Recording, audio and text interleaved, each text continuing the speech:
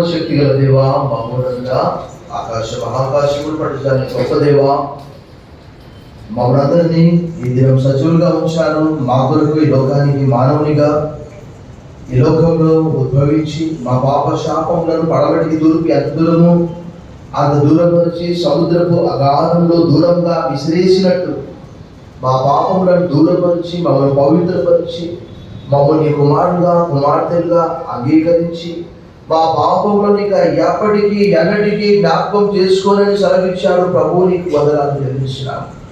అపవాది క్రియలను లయపరచడానికి యేసుక్రీస్తు ప్రత్యక్షమాయను.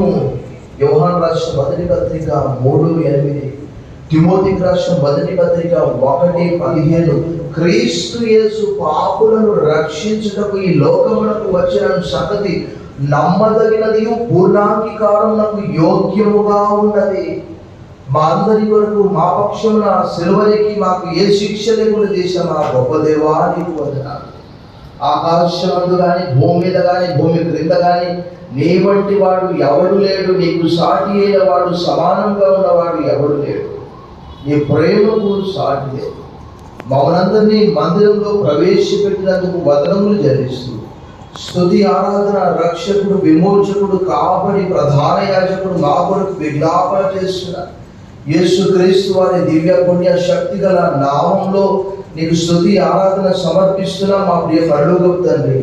ఆమేన్.